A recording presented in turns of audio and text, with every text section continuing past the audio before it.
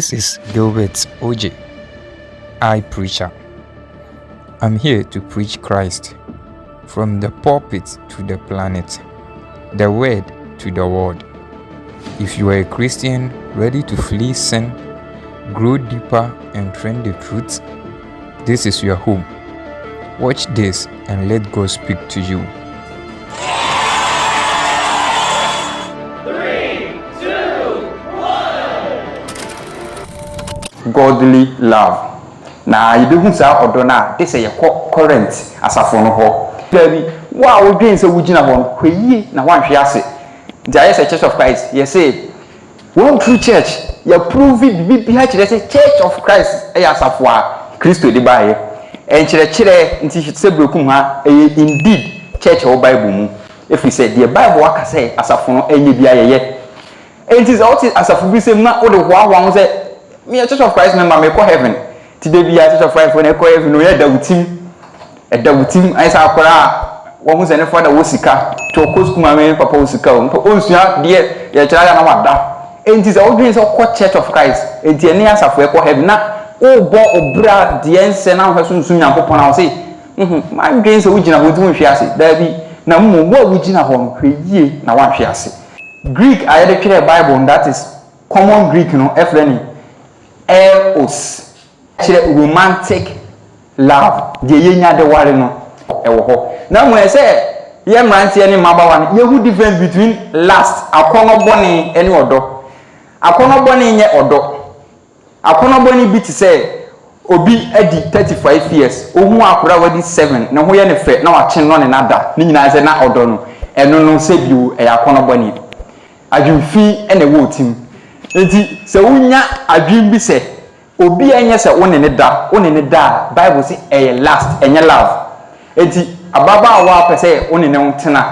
na adwum bi ba tim se o pese woni ne da enye love e last emotion of se o pese oni obi da eno wo ho ebi so obi do obi pa na nso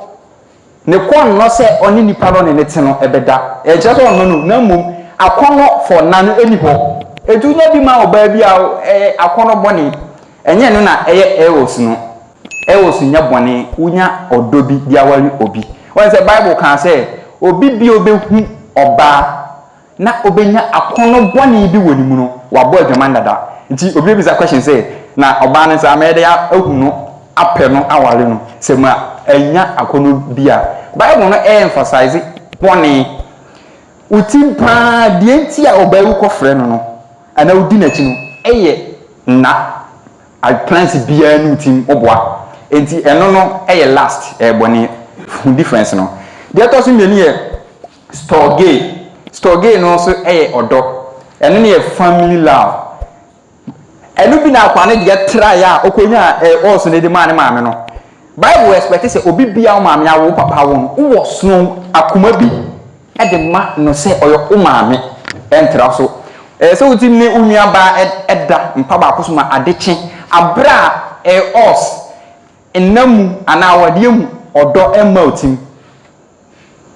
so hu aboa knaman a enye sesa aboa adwene bi batim obon mo de mo ada no ya akono boni enti store gain ne abusua mu odo Nyankopon enye no bia enti eno no ya ene baku third one ya bekan ya se o say philostogos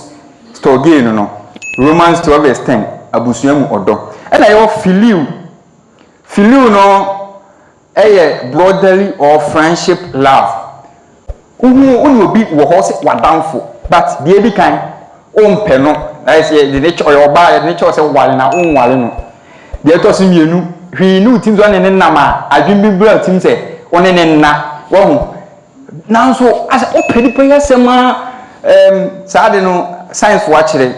eto da tin hia obi unim ni baabia unim ni din unim ni maame unim ni papa wo hia no 1 minute na asa wapena sem wo pese wo nkasa no ho na so adwin bia no ebe ma mpo wo ebe ma ahanje enye gi adwin bia no tim adwin boni bia no tim ba wo pena sem keke eno no ena ye friend ni feel no hia ho ade no agape unconditional love sana blofo ne ka odo any limit John 3:16 the cheapest quotation the second one Bible For God so loved the world that he gave his only begotten son. Emphasize there, only. Yemko hell, yebebe nyankopon nchen. Saa odo ne friend unconditional. We emphasize bi ani so. Eros ne ye awade enti. Ye awade afiri wa san unini bra bia bobiem. Enti owu a na ukondo oba foforo no. So again, family love. Enyo ma na ewo wan ka wonno no because you abusuan foforo wa uni odo bia mo skaba wonfa mo wa hu. The other miensan filiu friendship one shia na if you hu no enya nda fa na mafa nka ni odo bia ma no. But the year we were Christosum ni oda condition bia ni say oye minua oye me maame oye me papa oye madamfo me ni na ko school me ni wie school ha oti ye fie nchen obama yie nti me ko na yie enya no bi na bible ehwe ama ye ne wo trokonko Christosum enya no bi na ne Corinth asafo no wo enti Paul kasa kire mo say muhia agape love odo a any limit odo a any condition bisa say wo bi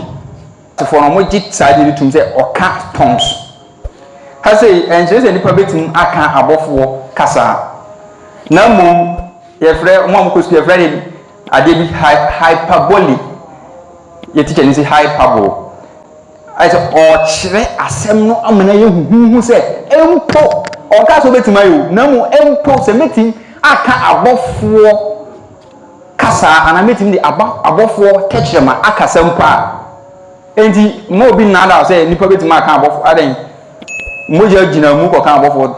o da abofo kechirema nyame bo no ma kechirema moja gina mu enti ye ni obi bi obetima kasa no eye ade na o chire enye literal enti obi kura betim anya gidie etu wo gidie se Church of Christ nko na eye asafo ede wo ko heaven na so uni odo etu betim happen uni odo ayo Christosum mu no ebia Bible ne say why den pon se bibia ewo Christosum enti obi o se obi ana bibi ewo Christosum ewo de owo unconditional love uni adwembia ta achirenti a udownia na mo uni bi na so ba asori emum awradi adidi ankoremma ewu a osi dabi forget it heaven no me no mienu yensi hoda se ni saa odo no ebia awo mame nkanjo na nka utim agape love eye se wo abodu chere ma obi a enye wo ya Paul say odo a oka ho asemi a Corinth fo asafo no eni a me no mienu bi a ye ni bi no ene se yeyam enye our stomach is not good some of the breaking design yeyam nye kra enye ba ko ni bi o ka kindness se uma obi bibi odi mani pa na de chiye da ye obeso no wa che obi ade no ahina ma wasena ko so wo da ye efize ni mu enye kindness ema uyam enya so stomach enye good a o say uni odo Ghana eno na hayen ena adidi awura safonim ahoya ye boni bia enyenyenyenye eno no esekuru ahoya egu man ahoya o baabi kura amon enkoso da enti abusuan bi o ani gienim esense ahoya wo abusuanim en mentiase edi enti anipa enya ho like oya ho ya ma obi obekọ no so ade na oya ho ya enya ne de o me ma ye mi bibi na wo gina nchen wa wanye bi no o gina nchen no ye cause come skin pain skin ne kura wo pain ya sanya wo skin na me skin na me bi mi djuma na wo gina o ba bi na esam pain you sesen enti enye se oye obi a oya ho ya na da so ba sorry stop eza wo blue eza wo come back ya come back come wi as bread go utinam na se uni odo a odo no si ebi ni se enye ahoya Kristo ni enya ahoya enye interpretation bebre otiase ka ahoya otiase from KG1 and ankwara ye ti ahoya ase ni nwa difference ada eye ne ya nti book osua na wakofa no de asie se no nya bi nsu nti from KG nyina nkwara nyina ti ahoya ase se obi ewo ni baabi eye bibibi se owo bibibi a uni bi Bible say wo ba enye se wo ye ahoya se wa ya ahoya mo bi a enye na kire se wo lack half part of odo apo e ka ho asemi enye condemnation na mo Paul say ye koda enei ye nko na ye mfa de okan enko mpaibom na Yakopon NGN akoma me ba metie nwum say me makoma ye den se wo ma wakoma no ye mre akoma din ti a Pentecostals ne nte de e ka na so no azam na ye de bre no disofu Jesus akọ FM or chere tight sister na kuma ye din to say we o ka o be kama for my papa sofu mi ja twia wo hu o ze ye de o chere na mi ja twia wa ma na kuma ye din enti de mi kan e ma wa kuma ye din say me no ye ngi asem no aba efife ye no ana efifi ye te ne bunu ye kan no enye de egu obotan so e ma wa kuma ye obotan ma ne nya asase pa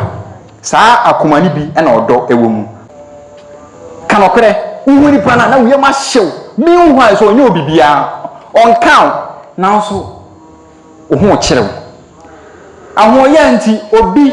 etim so sika puduo e de koma obi se munye sei enti anipa no saa ro person kan kirew adena waba kristosum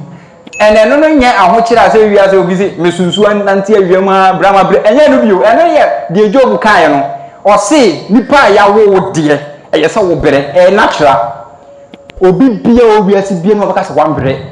ndi amama e fa no ni sha kristofo se ye na e bere da bi nka e se ye mum na ye di da bia wiase fo ni ndi bi Tebi mbe ya kokoti sem bia wo Church of Christ asafo nyo dia upon this rock I will build my church my church na fa wo dia then e bere bi ye wo ya san bi je bi si ye church na be born ho there be Church of Christ ni di na fa din ye Church of Christ this one any Church of Obed mo say me ba asuma Obed wa asafo say ni na one man churches ni one man churches na e di say o preach out there me preach bi ya pon ni members na fa le ko ba o ti me we wo ha church ni nya wo dia eye Christ dey odi na din moja ato this o wudu moja to na ye kasa ye nkasa entia wontimi nye ahomaso se wo do a we nyina bi e wo ye mu me se mo bi me se na nso ye wo na nso we bi e wo mu o ba church na wanti asem bi antia wa me se asafo no da de no ama ke ye e se de bi preaching tia wo me ba church ni preaching bi antia ma me kwa na mamuna e se ada na wanti hwia etia me enti beti asem a etia wo o kwa na be se ye kwa etia o makoma agi asem no enti eye se wo hwehwe we nyina se odo de na wo laki wo do obobosi na we koye ho adwuma se de be se e wo hanko a ye nsle mpa ye kora mfa ma afoforo da be na wo bɔ mpa ya wakai wunie du wo timu da wa ye bi da se wunie du bia na Bible se wuni sa odo no ana wo bi kora wo laki we se sesa ya dwinya ho aho kire pa na ya kai ze ye ni Yakopon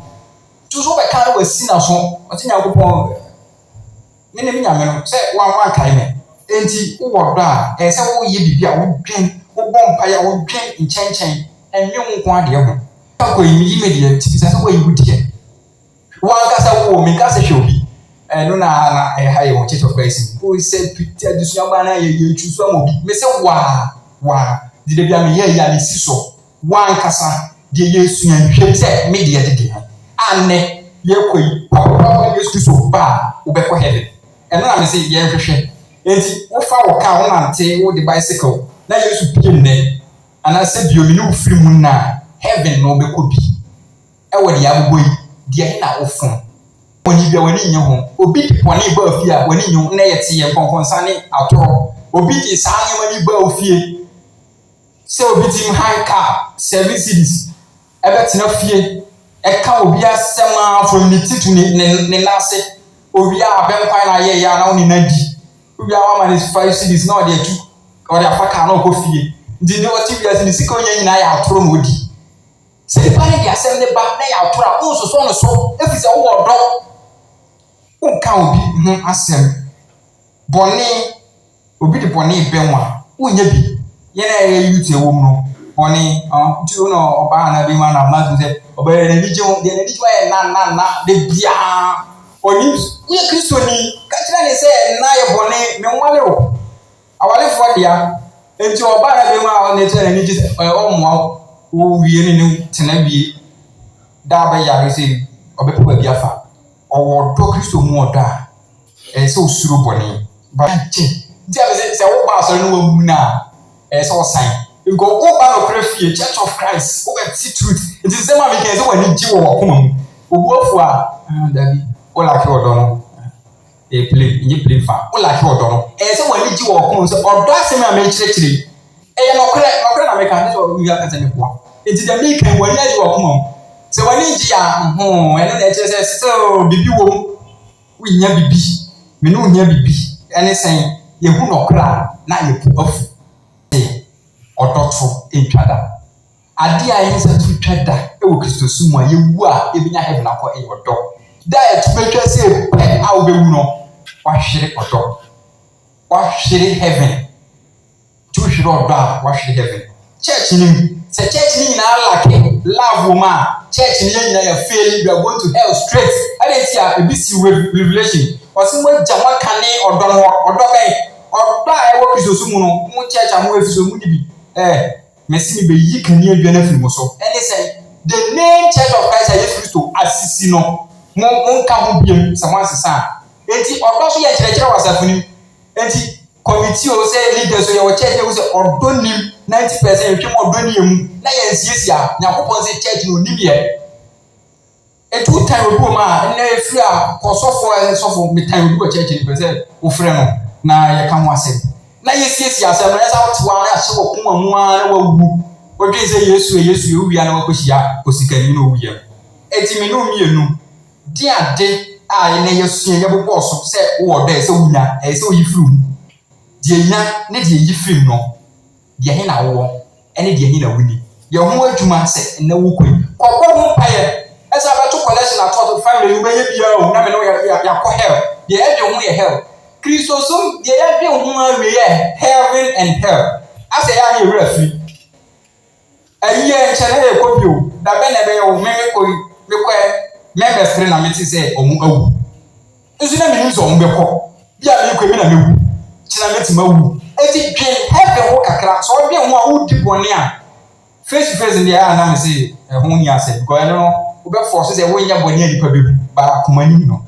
why no show akoma mu ati say adwen no pan wo bibitia no eno ma se na Bible na chete enye odo na wo